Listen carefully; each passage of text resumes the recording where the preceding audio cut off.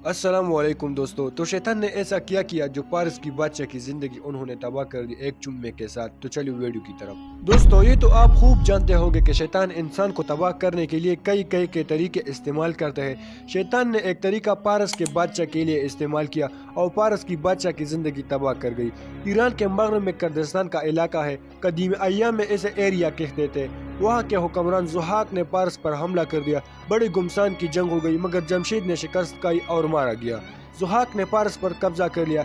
इसके मुतालिक कहा जाता है कि इस वक्त तक इंसानी गोश्त को आग पर भून कर और मामूली नमक लगाकर खा लिया करते थे। शैतान एक इंसान के रूप में ज़ुहाक के पास आया और एक मुर्ग का गोश्त नमक मिर्च लगाकर और मक्खन में भून कर उसे खिलाया। ज़ुहाक बड़ा खुश था और शैतान से कहा, मांगो क्या मांगते हो। शैतान अदब बुझा लाया और कहने लगा, हुजूर मेरी दिली तमन्ना है कि मैं आपके दोनों कंधों को बूसा दूं।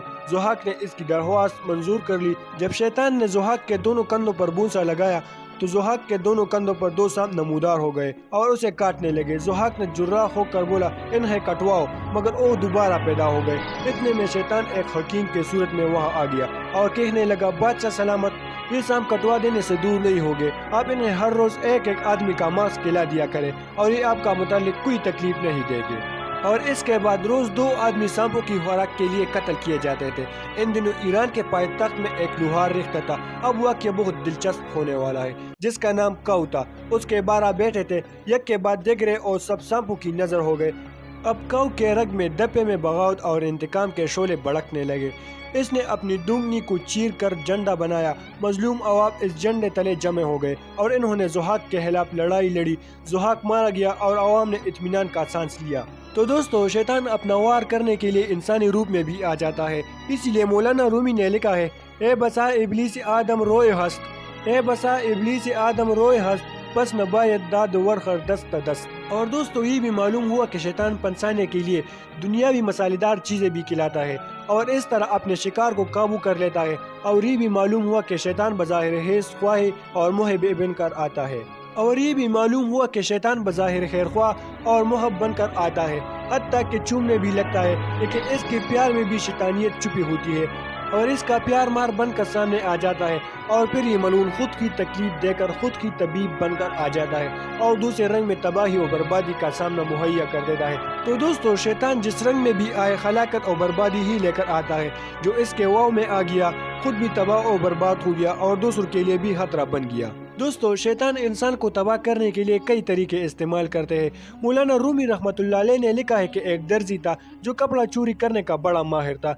कोई कपड़ा उसे सीने के लिए दिया जाता था तो वो जरूर किसी न किसी बहाने से कुछ कपड़ा चुरा लेता। एक रोज एक सिपाही शीही में आ गया और कहने लगा, दर्जी की एक ऐसी तीसी, मुझसे ज्यादा होशियार कौन होगा।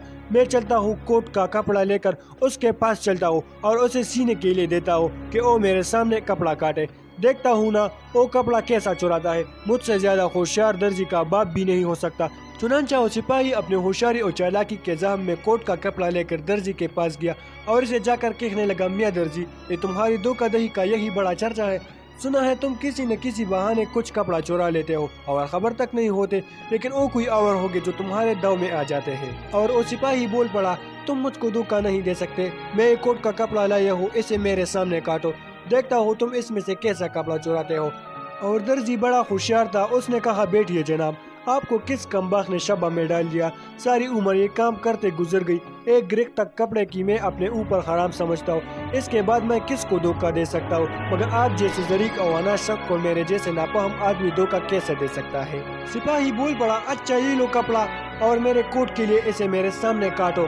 दर्जी ने कपड़ा लिया और कैंची पकड़ी। इधर सिपाही जम गया और अपने नजर इस तरफ रखी। मौलाना रूमी रहमतुल्लाह अलैह फरमाते हैं कि दर्जी बड़ा मुनसरफ और जरीब था।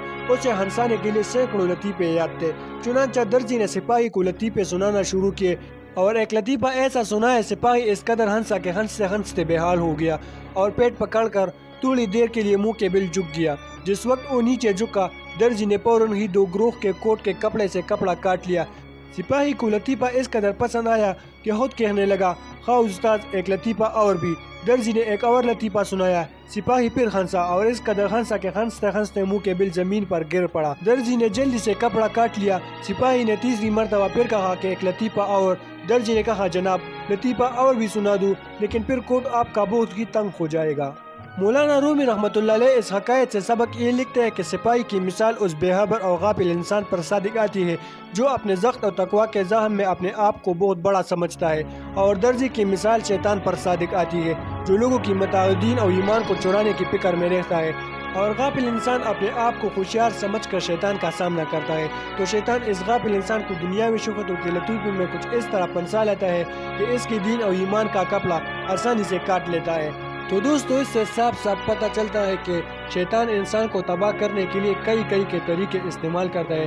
اللہ تعالی ہم شیطان سے حفظ و امان میں رکھے، آمین ثم آمین۔